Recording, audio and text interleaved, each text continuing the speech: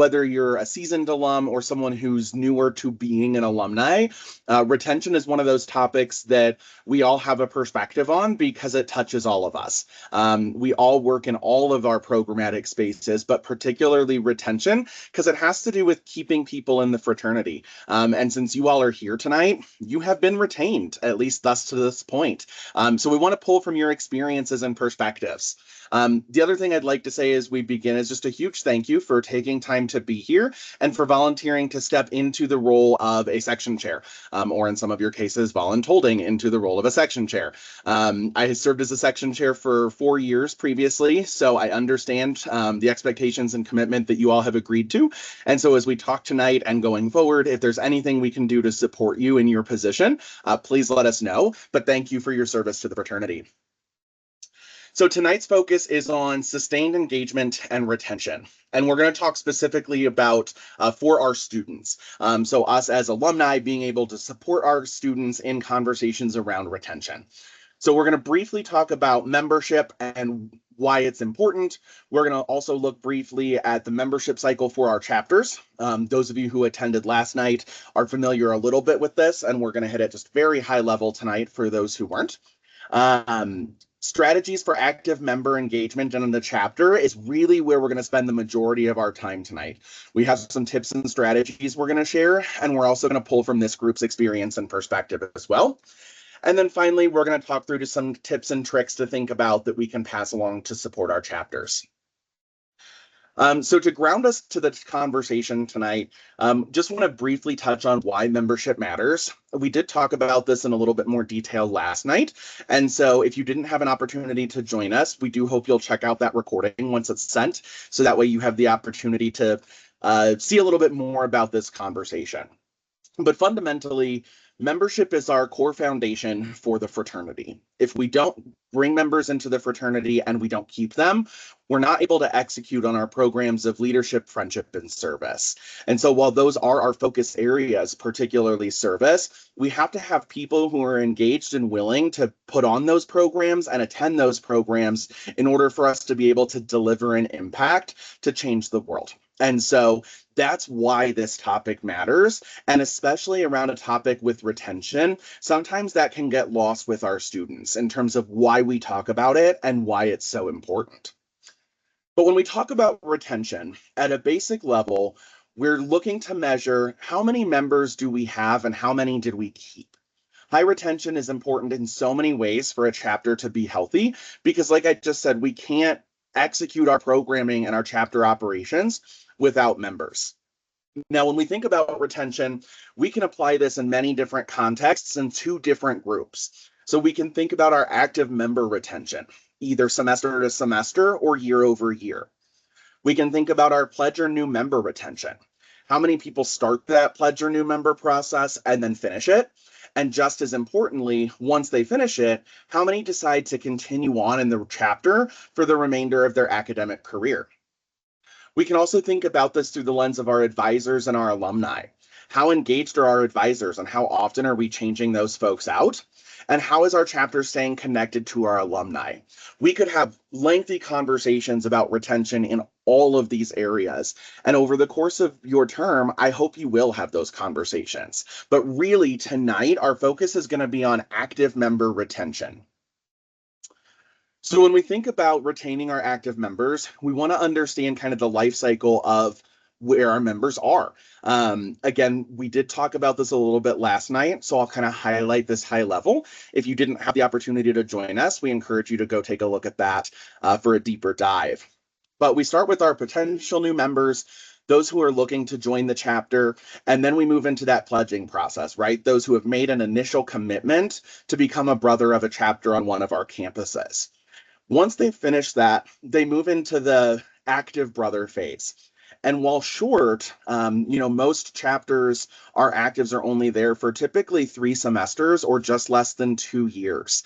And so it's only a short window they have, but this is where they make the most impact. This is where they design and execute the programming of our fraternity. Because not only do our active brothers have the full rights and responsibilities of membership, they are the owners of the fraternity at every level of our organization.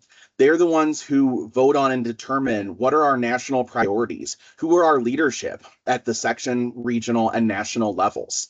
But with that, some of our students may not fully understand the broad impact and the power that they have in the fraternity. And so that's up to us to help support and empower them in that. And then after they graduate, they become alumni members. And so this is the longest period of potential involvement because membership in Alpha Phi Omega is for life. We are all here because we had an experience as a student on one of our campuses where we have a chapter, and we decided we wanted to continue engaging with the fraternity because of what it means to us or because of what it represents. And so while we spend the majority of our time here, we do want to focus on this active member experience because we know that is so critical in terms of making sure the chapters are here for years to come, as well as developing our alumni base to help you all in the work that you're doing of supporting our chapters for the next century of our existence. And so I want to take us back when we think about engaging our active members to the fraternity's value proposition. So fundamentally, we as an organization strive to create more inclusive communities for a more peaceful world. We do that by developing leaders, uniting members through friendship, and rendering service to all.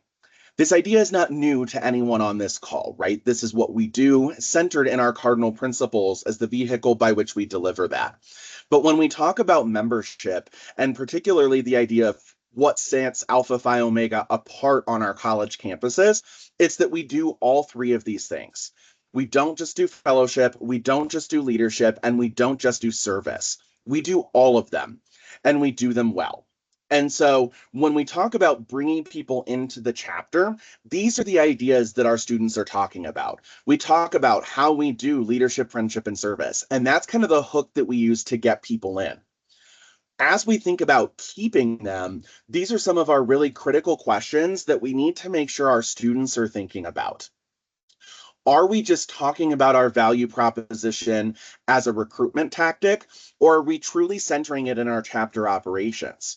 And what I mean by that is if we go out and say we do leadership and fellowship and service, but then our chapter's focus for our normal operations only seems to touch on service and fellowship, it may feel like we promise something that we're not delivering. And so we want to make sure when we commit to providing leadership and friendship and service, that we're also doing all three of those things. We don't want the recruitment process to feel like a money grab or like a used car salesman trying to convince someone to sign up, only to then not deliver on the promises we make. And so it's important that we think about that and we challenge our students to keep that in mind. We also want to make sure that we execute our value proposition in such a way that we can keep our members from losing interest. I mentioned before that the average lifespan of an active brother is typically less than 2 years, but that's not universally true. We have many brothers who will join as a first-year student and stay in the chapter for 3, 4, or 5 years, depending on their campus and their academic program. We have folks who may join, step away, and then come back. And so what someone is looking for when they initially join may change over time. And so if we execute leadership, friendship, and service the same way every semester, every year, we could run into a situation where perhaps we're not meeting the active needs of our students and we're boring them with things that we've done before. We need to keep our programming and our opportunities that we provide in our chapter and at the section, region, and national level fresh for our students so that even those who are veterans who've been in the chapter longer still find value and something new each and every time they engage in the program of the fraternity. And as a reminder, the cost benefit analysis of our value proposition can look different across someone's fraternity journey.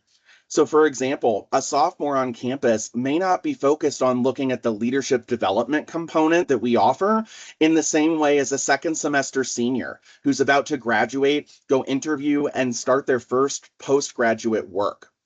Similarly, folks may be looking for fellowship differently as a first or second year student And then they find those fellowship groups and they know who their friends are. And so while they still engage in our fellowship programming, there may be less of an emphasis as they continue their career.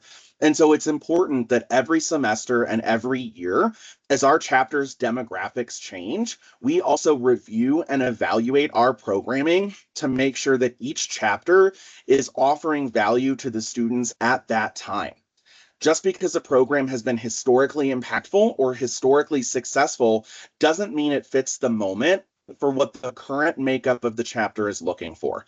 And so it's incredibly important to make sure chapters are taking stock and reflecting on these questions on a regular basis so they can cater to the needs of the chapter in that moment.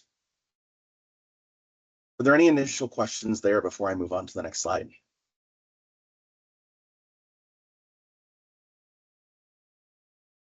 Okay.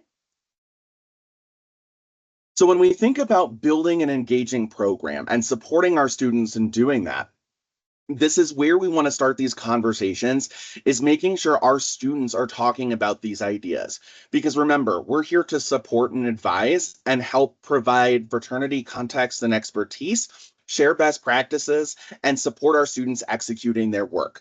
But it's not the role of a section chair, advisor, or alumni volunteer to do the work for the chapter. That's on the chapter to determine and execute. So we're a resource, but we're not the one doing the work for them. And so these are questions that we want to use to ask and engage to start those conversations and dialogue so that students can actually make determinations about if programming is meeting their needs. So we want to look at first, what do we require of each of our members? There's such an emphasis in our chapter with requirements. And it's something that I think is really important to talk about because, especially since the pandemic, we're dealing with students who look at the idea of requirements in a different way than they ever have before. What we found for so many chapters and so many campuses is that the idea of Alpha Phi Omega feels more like a checklist or a non-for-credit class that they're taking with requirements and expectations that they must complete in order to remain in good standing, often without any tangible reward or appreciation or recognition that comes out of that. Now, that's not universally true, but we have seen a shift culturally around today's college student that tells us we need to make sure we're rethinking what is truly required and expected versus what is offered and available to our students. And so with that, what is asked but not required is an important conversation. It's important to make sure that when we think about what we expect, there are certain things that every chapter and every active member should be doing. Every one of our brothers should be engaged in our chapter's processes for recruitment and retention. Every brother should be engaging in our programs of leadership, friendship, and service. But the degree to which they're doing that may need to look different based on someone's personal schedule, their interests, or what they're looking to get out of that experience. And so we started to see a shift in chapters not requiring set expectations in terms of X number of service hours or X number of leadership credits, because that model that maybe so many of us are familiar with isn't meeting the needs of today's students. And so supporting them and having those conversations is crucial. And then we lastly want to make sure we're thinking through the value they're getting. So what are they getting in return for what the chapter is asking? What value do they get from their chapter in terms of being in good standing and meeting our requirements and expectations? And then what are they getting from us outside of the chapter? You know, we're a national organization. We have alumni associations, alumni networking, and chapters across the US, providing students a really unique opportunity to engage with peers, mentors, and others in their professional field across the country. How are we adding value so that students feel the true benefit of membership, not just as an organization on their campus, but also at a broader national level? And we, as alumni volunteers, and you all, particularly as section chairs, are often kind of that first level of the national fraternity that can help them feel that tangible impact. Providing high quality, engaging programs is an important part of what we do at every level, including that chapter level. And so we want to use tools and resources to ensure programs feel additive to the college experience. Our students have more and more constraints than ever before on their time and financial resources. So Alpha Phi Omega must find ways to remain relevant. Students have significant choices when it comes to organizations to choose, ways to invest their money, and ways to invest their time. And so we need to help ensure that the things we are doing for our chapters, whether at the chapter level or even the section level, provide incentive for students to choose to engage with us. I want to take an opportunity here to kind of just pause, and I'm going to stop sharing my screen here for a moment. And I'd love to kind of start some conversation from folks around this topic of engagement. Is there anything we've talked about that really resonates with you or that you've seen in terms of the interactions you've had with your chapters? Is there something around retention that stands out to you in terms of your experience working with your chapters, or if you've recently become an alumni, something from your experience with your home chapter? The retention story for so many of us is so personal that it's often helpful to talk about those so we can help contextualize and understand. So I'd like to just kind of stop for a moment and give folks the opportunity to share any thoughts they have to this point.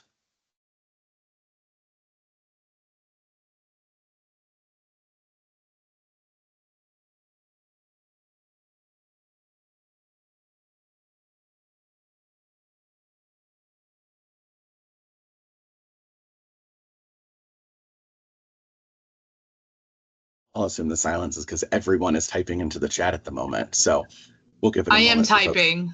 I am typing into the chat, but I am also thinking, so I don't want to leave you hanging there. No worries. I appreciate that. I'm comfortable sitting in the silence. I know not everyone is, but I definitely want everyone to have the opportunity to reflect or share.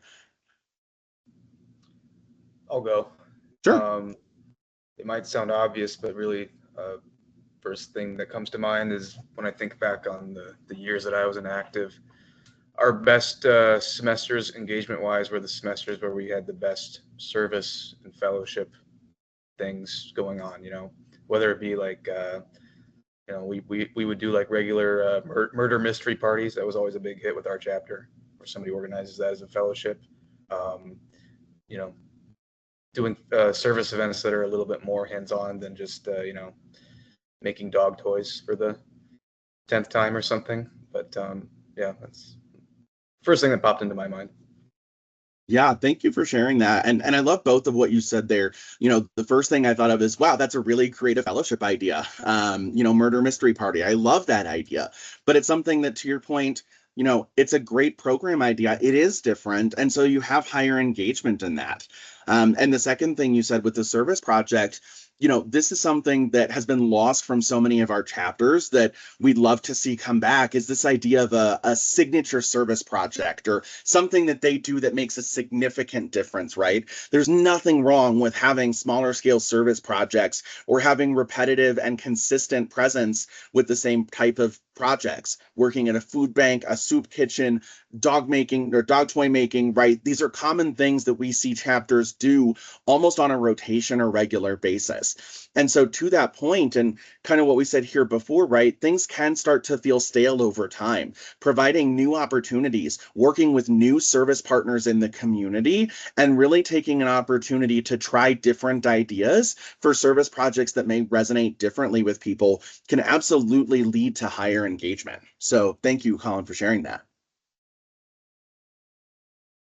I'm looking in the chat here, and I think I saw another hand as well.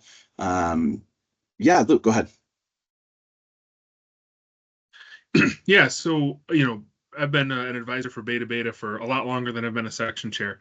One thing, when they were having a membership dip, one of the strategies they tried was, in an effort to lower barriers, they de-emphasized a lot of the requirements. I'd sit in on pledge meetings and they would say, well, these are the requirements we have, but if you can't do them, don't worry about it. It's fine. And what they found was that they actually got a lot of very low buy-in from people, because with no, I don't want to say barrier to entry, but with no with no cost to entry or with no buy-in required, people would come and go very quickly. So I like what you're saying about, not creating artificial barriers or making it impossible to be a member. But at least what I've seen is that if you make it too easy, or if you remove costs without putting some other source of sort of skin in the game, you'll get a lot of members joining. You won't get a lot of members staying.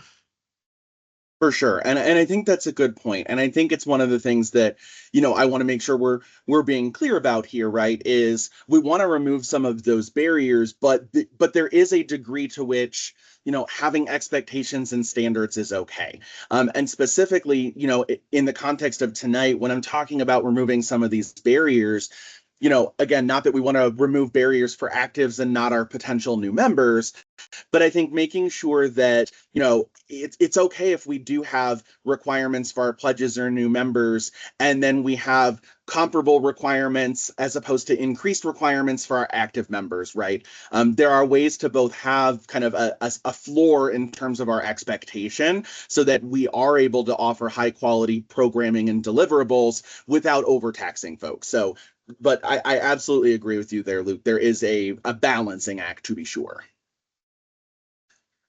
I saw a few folks come off or turn their microphones on, so I'll let whoever wants to go next.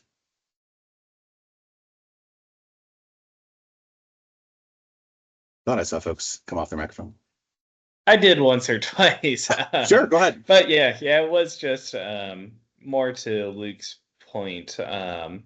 Actually helping a current chapter this past year with membership, and they had a whole bunch of Brandon, to your point, they had a whole bunch of students join and then subsequently not do all that much because the barriers were too low of a floor set for that individual chapter. So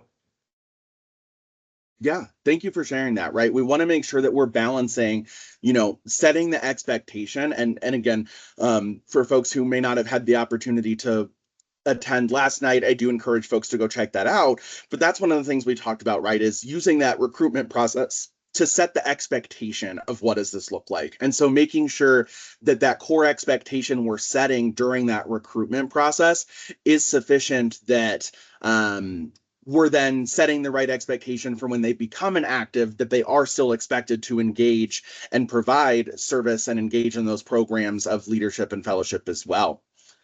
Turning to the chat really quick, Annalie and Matt, I agree with both of you here, right? The fellowship component is so important.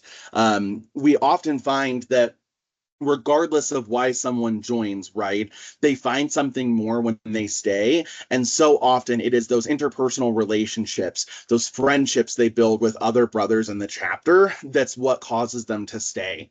One of the tips that we talk about is, as much as we may set expectations and requirements for students, not only, do we want to make sure we're pushing students in the way they need to be and providing those opportunities for success, but that the chapter is also kind of that resource and refuge for them, that they're able to turn to the chapter, not just for a list of things I have to do this semester, but that the fraternity and that their brothers in the chapter are also those they call when they need support, when things are challenging, when things are harder.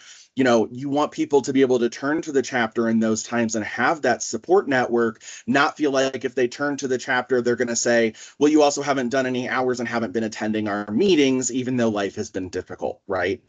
And so that interpersonal relationship and creating that place where students can come and be seen and felt and have those connections with folks who have the same values and ideals is so important. And so thank you both for touching on that here in the chat. Brandon, this is Mike Nathan. Yeah.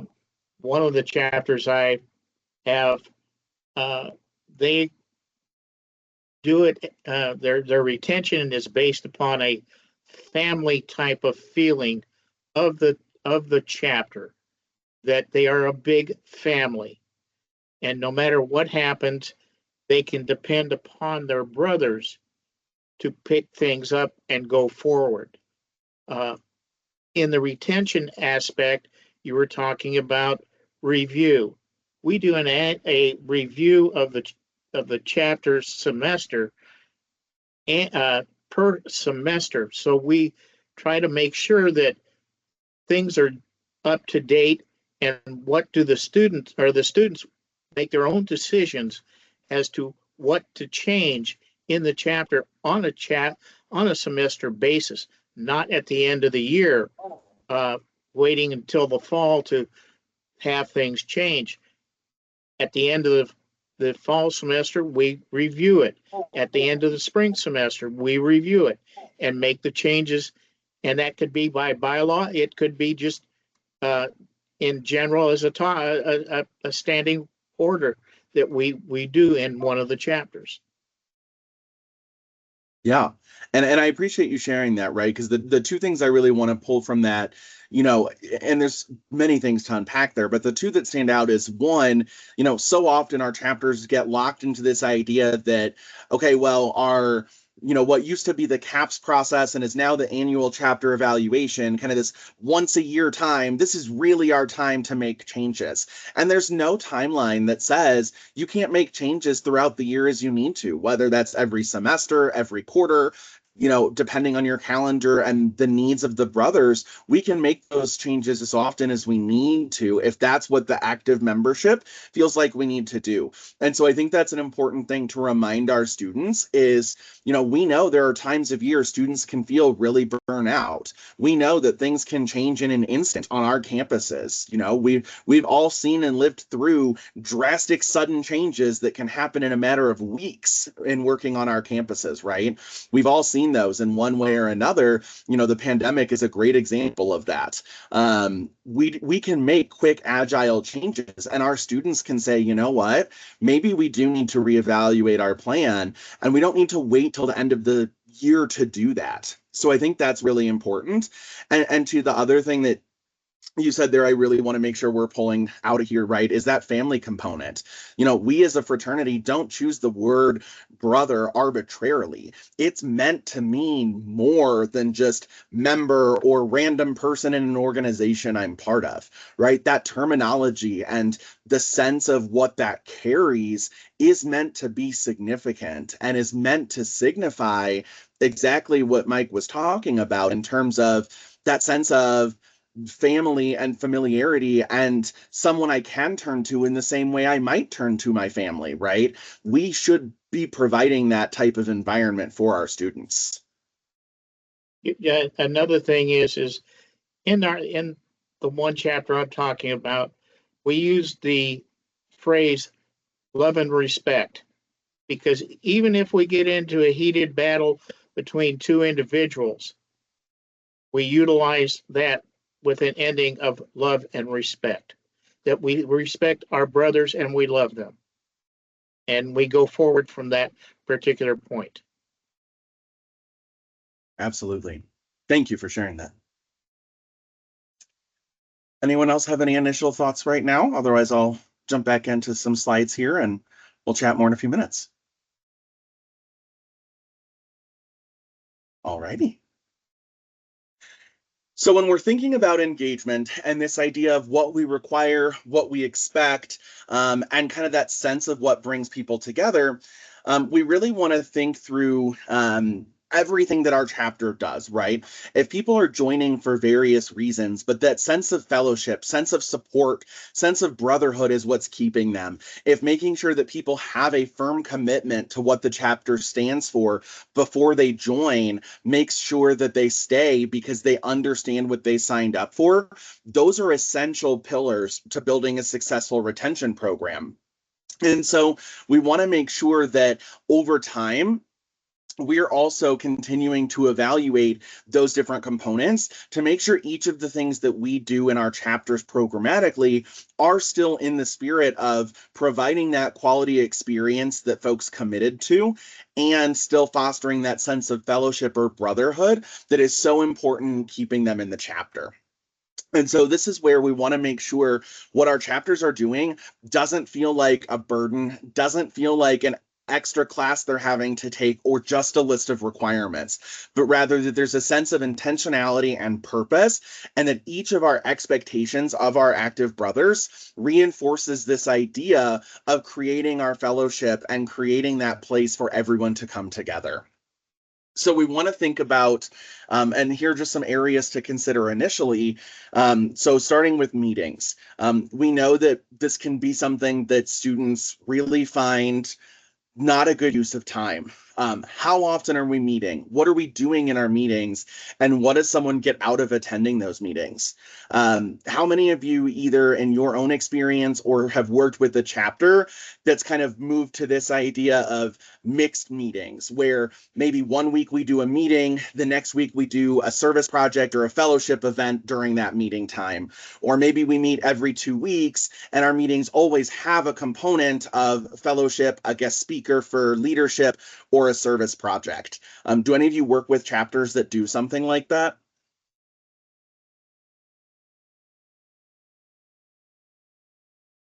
Okay, couple thumbs up here. For those of you who may not, this is something that I'd really recommend talking about with chapters, right?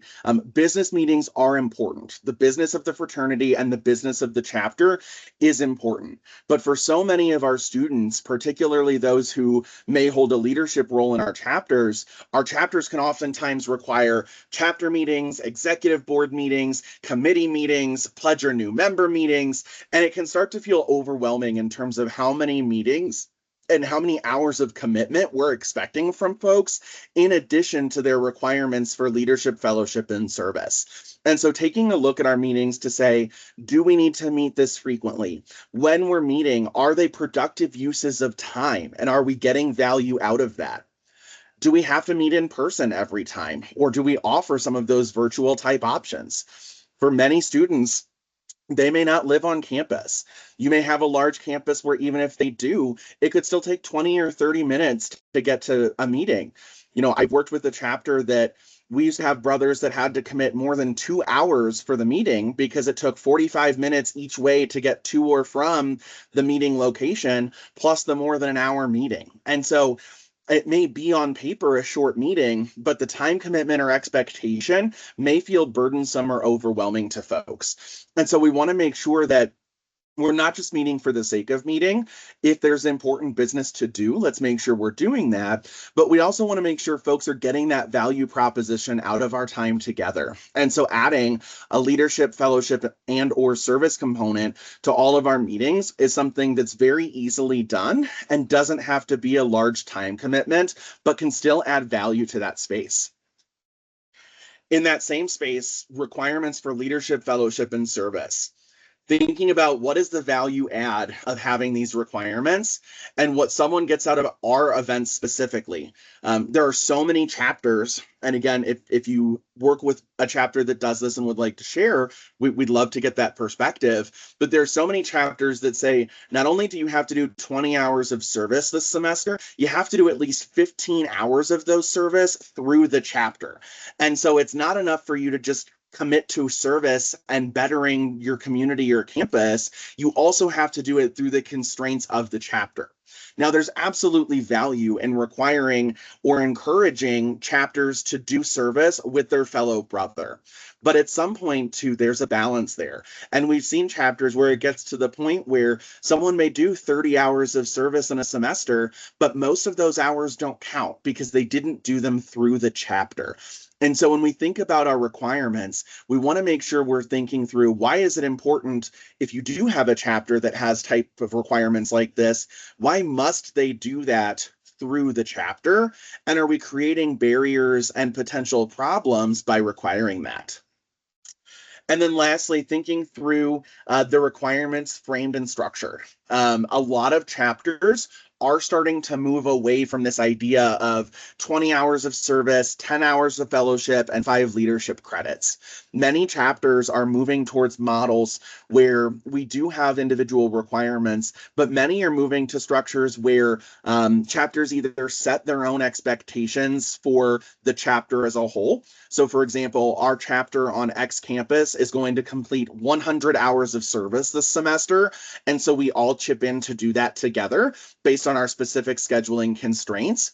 or people opt in on a personal basis. So everyone has a personal expectation that varies from, let's say, a minimum of 10 hours or higher. And people will often say, this is the number of hours I can reasonably commit to based on my life happenings, my academics, my job, my second job, and everything else I have going on. And so again, requirements can add value, but they can also feel punitive. They can feel more like a class or an expectation assignment than something that adds to their experience. And so looking through how our chapters set requirements is something that we want to be doing at least annually with each of our chapters, if not on a more regular basis, to make sure that we have those requirements that make sense, but they're also not prohibitive. I've seen so many chapters, and I know Marissa can speak to this as well, and many of you may have seen this too, where we lose great brothers and chapter officers all because they only did 18 service hours and not 20 service hours last semester. And they're no longer with the chapter because the chapter said, sorry, you didn't do enough. We don't want to be losing those folks because life does happen, and we know that. And so we have to balance holding people accountable with providing that family and that fellowship, that environment of brotherhood in our chapter to make sure that we can support everyone's needs, given that life's going to happen. And then lastly, thinking through our non-chapter obligations. So how do our chapters sell the ROI of being more than the chapter? For so many of our students, they feel like APO is just a club on their campus, and they don't see the broader connection or value of being part of a national affiliated organization with more than 275 active chapters across the country. They can't see that. And so much of our institutional knowledge has been lost in the last decade, particularly since the pandemic. And so for us as volunteers of the fraternity who do have that broader context and understanding, you all play an incredible role in helping share that value and that return on investment with our students so they can see and be connected to those national programs and those broader than their own chapter experiences. And then lastly, making sure we're thinking through dues and financial obligations and resources. We do have a national due structure, as you are all aware of, but I see so many chapters that then also assess another $50 a semester in dues and add these financial components just to collect the money and not do anything with it. So we're asking students for financial resources or to work more, and then they don't see that money being reinvested into the chapter, or they don't see it going to anything.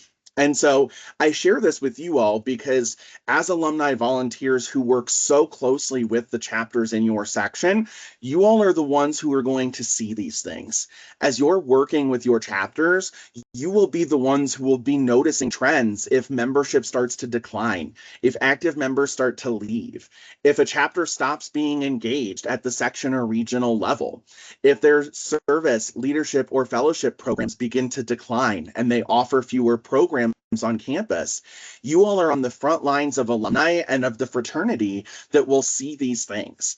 And so when you see these things, we want to empower you all to have conversations with your chapters to make sure that we are and that they are adapting to the needs of the moment.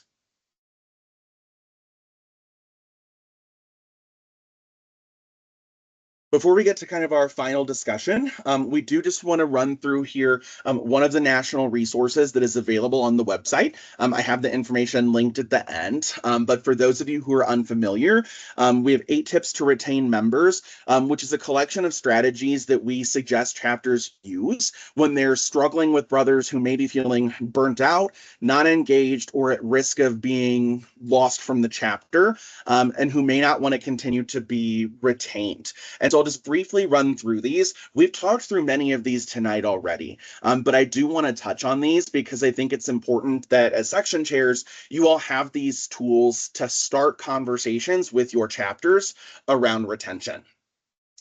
So first and foremost, discovering or rediscovering why someone joined.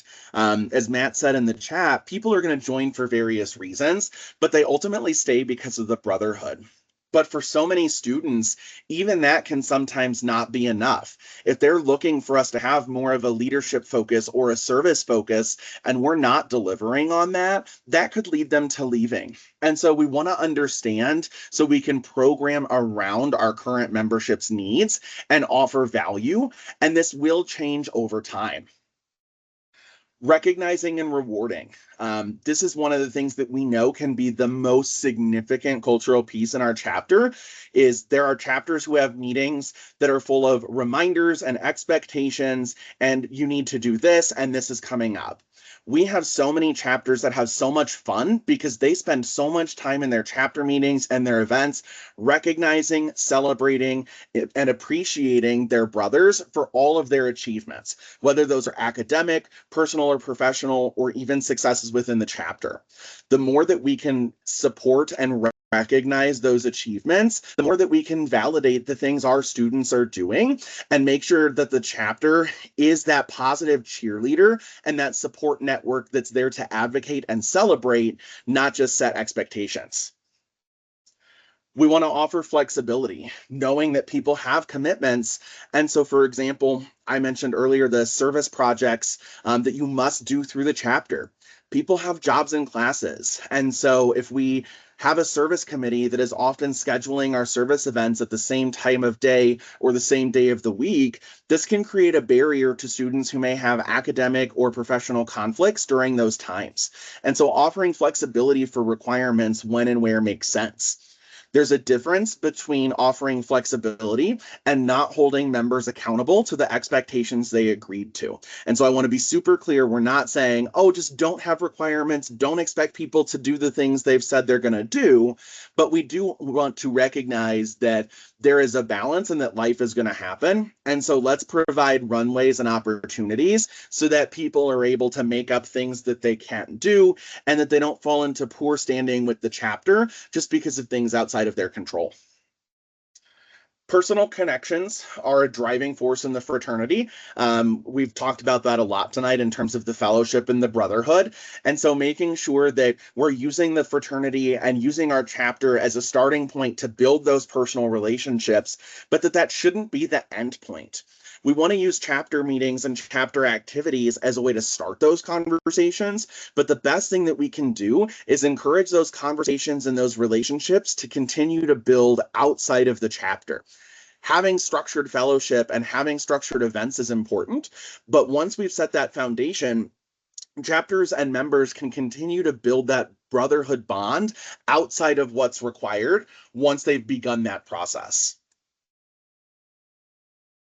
We want to train and develop our members as well. There are folks in our chapters who have joined because they are eager and looking for those opportunities to grow. There are members who are looking to put this on their resume as something to make them more competitive after college.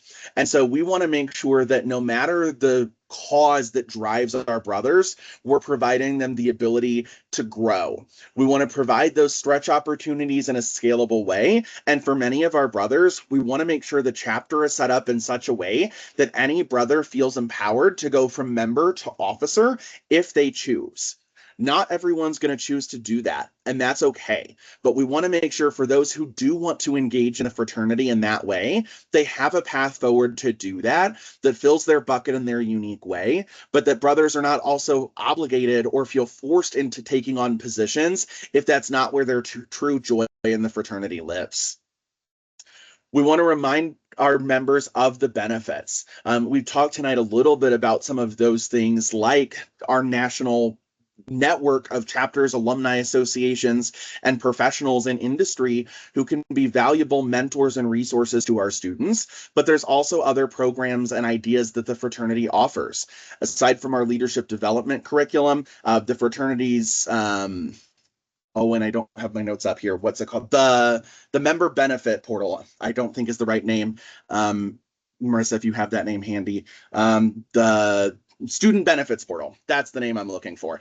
One of the things that they have access to, right, is this resource to offer discounts on all sorts of products, mental health resources, legal support, and other opportunities that are available to students of the fraternity. And then our alumni professional networking groups, which we're looking to actively continue to expand.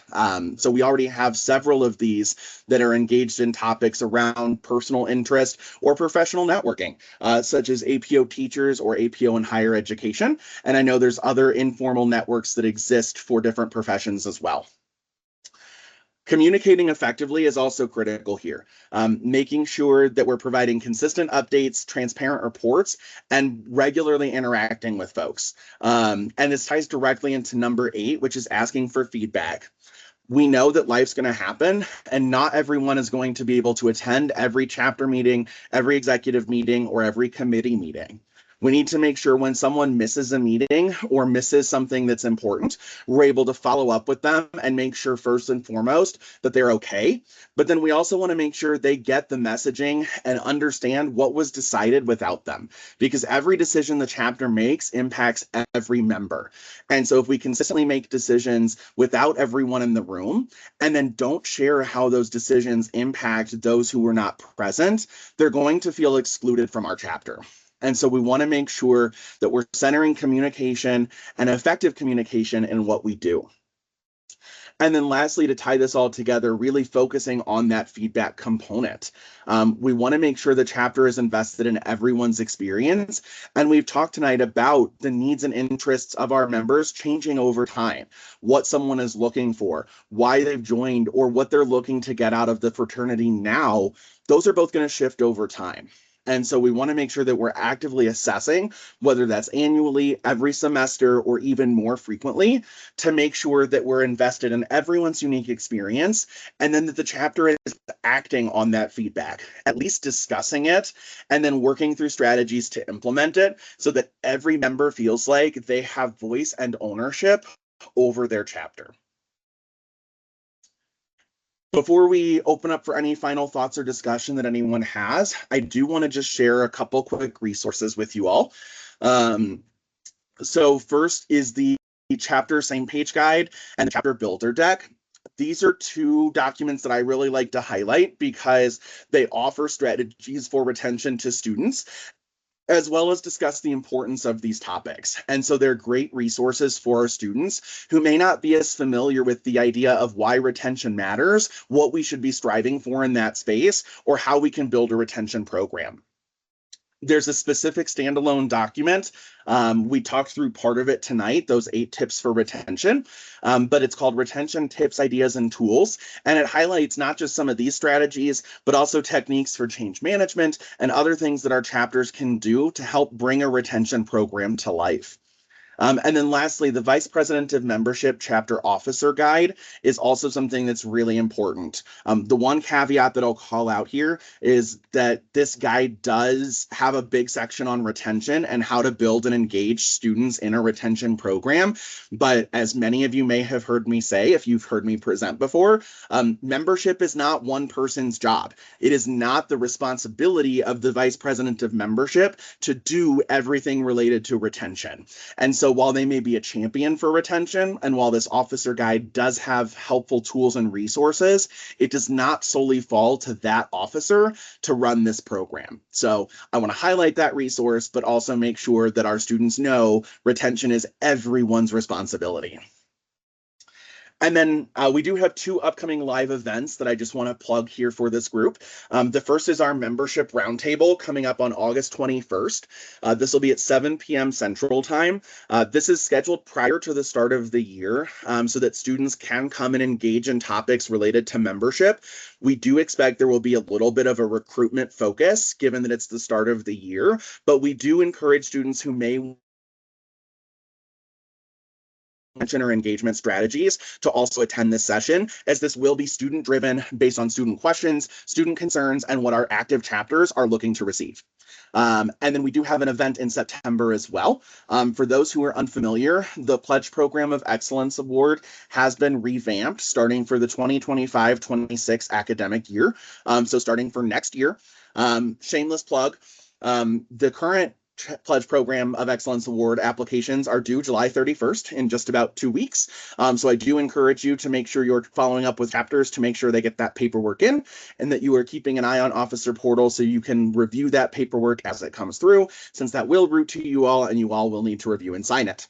But after this year, when we start the next year, we do have a new one that's going to roll out. Your region chairs have already been given that information. So if you've not yet seen that, in terms of what that entails, I encourage you to reach out to your region chair, and you can also join us on September 10th when we talk about that in more detail. Lastly, what I will say is we do want to make sure that we're taking this back and empowering you all to start conversations with your chapters around retention. Those of you who attended yesterday's session know that we said, hey, here's a few asks for you in the next 30 days related to recruitment. If you were not able to attend the session, the recording is available. I do highly encourage you to take a look at that. We did put out kind of some, hey, go ahead and reach out to your chapters about these membership related topics, specifically around recruitment. We do think everyone should do that, so I encourage you to take a look. But when you're reaching out about recruitment, there's kind of two questions we want to be thinking about. First, are there brothers that have left over the summer that are not returning in the fall? And specifically, are there folks who are returning to school in the fall, but not to the chapter? If so, do we know what factors cause those brothers to not return? And if not, can we have those conversations with the chapter? And then for this group in particular, I mentioned Officer Portal already, but please make sure you're keeping a close eye on the Officer Portal, especially in the first couple months. You'll see anytime the chapter is changing members, specifically if they depledge members or move active members to associate, alumni, or inactive. If you start to see those reports flowing through and it's not the end of a semester, trimester, quarter, this could be a sign that they're losing members and that they're not retaining folks. And so consider reaching out to chapters to understand what's causing folks to leave so that we can support chapters in dealing with their retention related issues.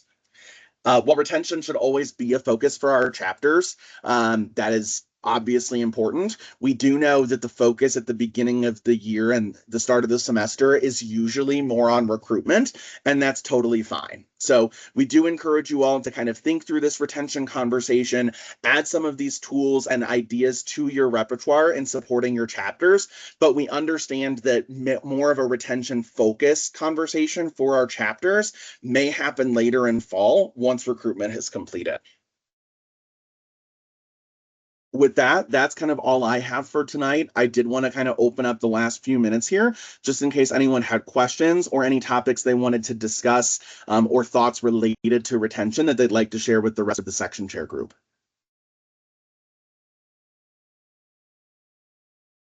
You mentioned the facilitative setting your own requirements. How would you say chapters should best about going about that? Should it be like the president having an individual conversation with each chapter member, or in collaboration with like chapter advisors, etc., and potentially like VPM?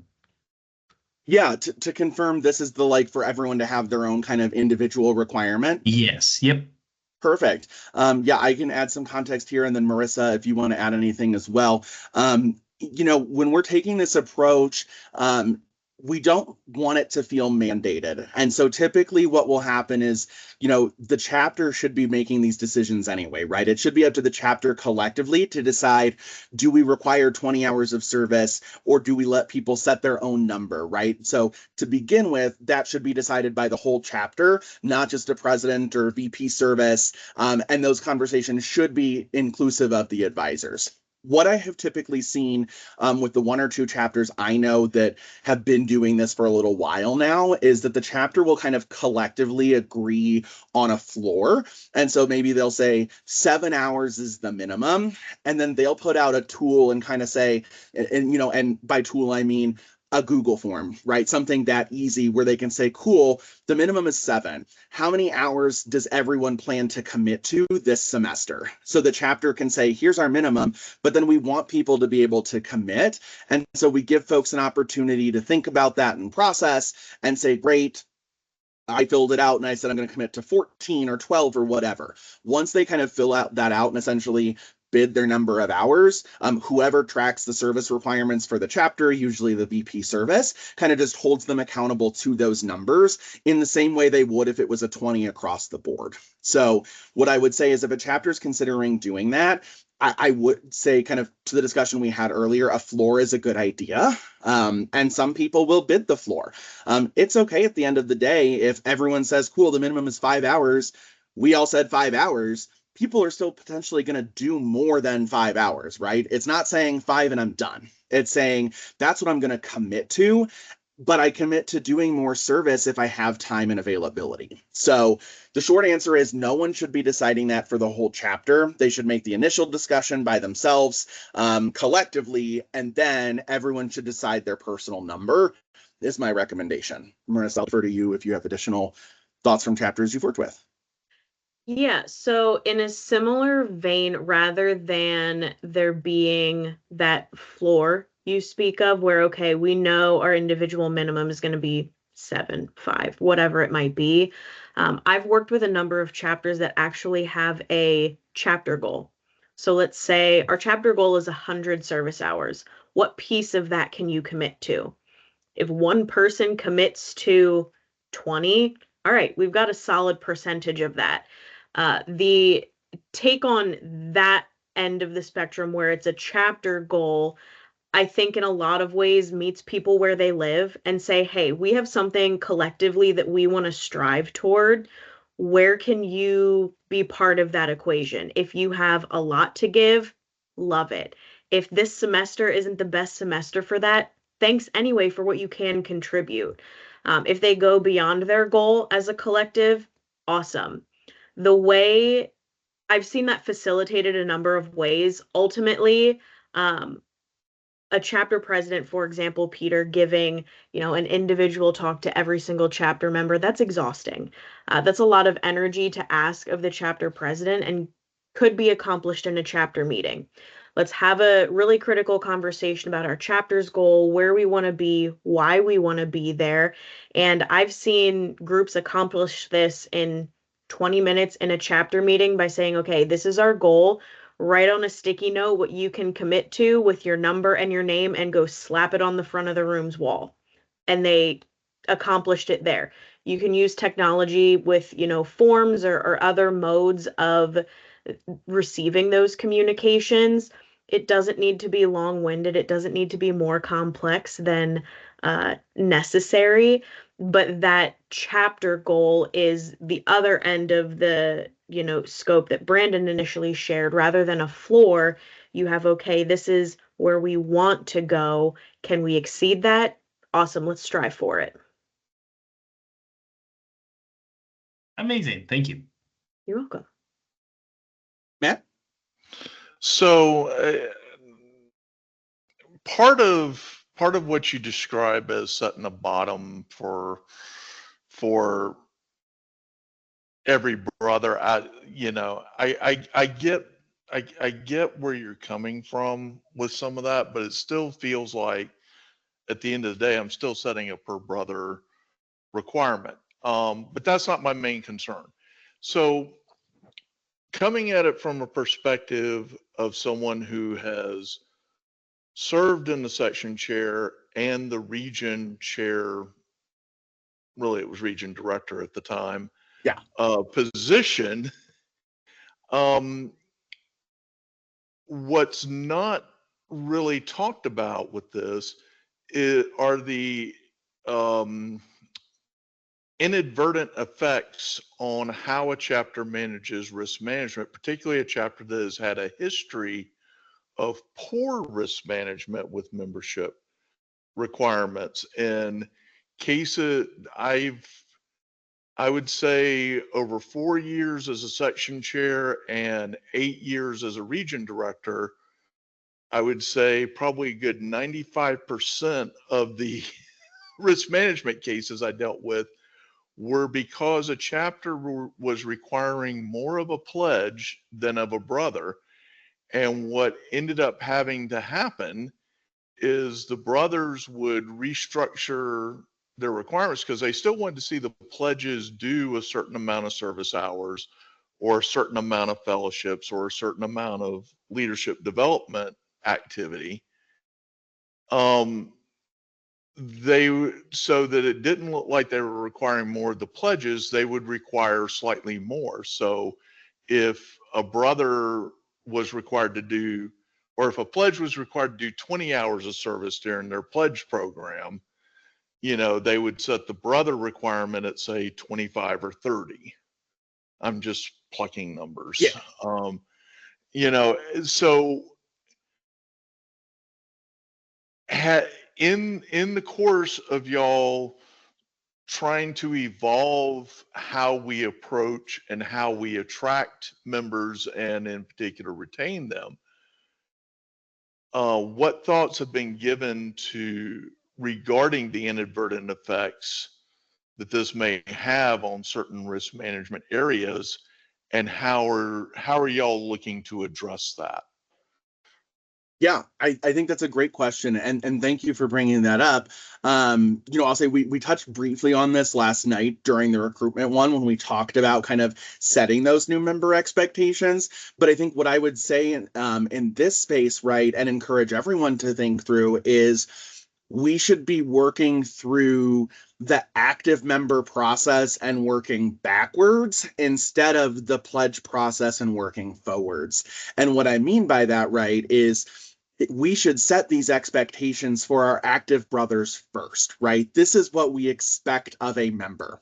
And then that pledge or new member period, when we talk about the recruitment side, should be what is absolutely necessary to prepare someone for the responsibilities of active membership.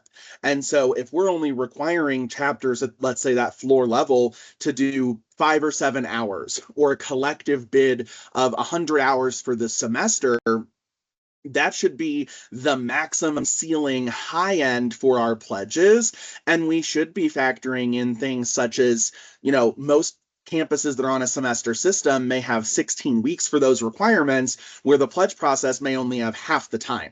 And so we should be thinking about our requirements for our pledges or new members proportionally. I personally would say, I am a proponent of looking at requirements. Let's say we're looking at kind of the, per brother piece. I've encouraged chapters, for instance, to look at, 1 hour per week as a requirement, because that's a consistent expectation between your pledges and your new members.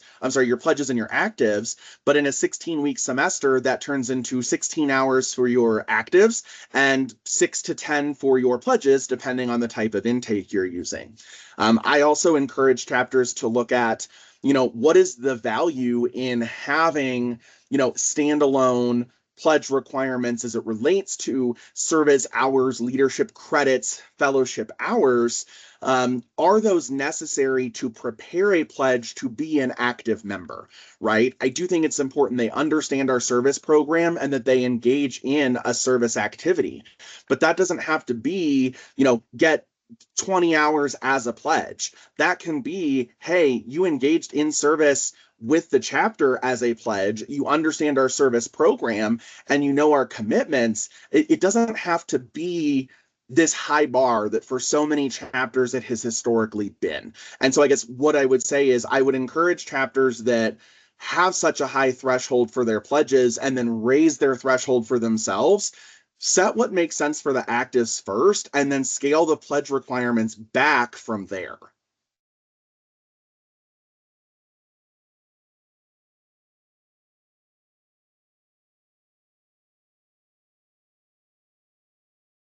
Any other questions for tonight? Okay. Well, I'll just say a big thank you all for your engagement and discussion time tonight. I really appreciate it. And I will turn it over to Marissa to close us out. Thanks, Brandon. And thank you, Brandon, for leading the conversation this evening.